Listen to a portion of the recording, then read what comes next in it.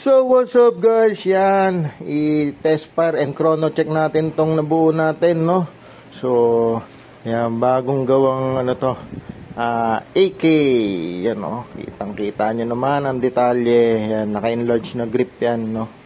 Yan, tapos 600 rounds na high kappa kamot type magazine, wooden handguard na vintage, no?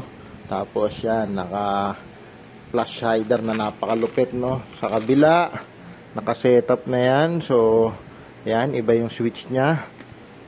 Tapos yan, may enlarger tayo ng bolt, no? So yan, o diba, Zenitco. So yun, test fire natin, no? Napakabigat yan nga pala guys, may sight na rin yan.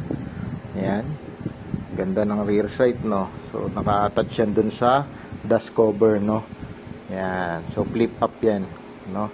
So chrono check natin, panlalaro natin to sa 0.20, no? So yan, napakabigat ng AK, no? So switch tayo. Yan, okay, firing, boom.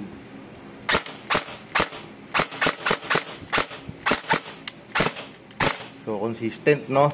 Try natin mag pull auto. Tingnan natin yung ROF, kamutin muna natin, no? Pakinggan nyo na lang guys, kasi hindi accurate yung chrono natin, eh. Grabe, no? 23, no? Grabe, no? Shit. So sobrang consistent, no? Ayan lang. Galit na galit, gustong manakit. So yun, salamat sa mga nakasubscribe sa atin, no? Savage Airsoft. Yan, Savage Airsoft PH naman ang ating Facebook page, no? So yun, hit nyo yung notification bell para lagi kayong updated sa mga latest videos natin. Maraming salamat guys. Savage Airsoft.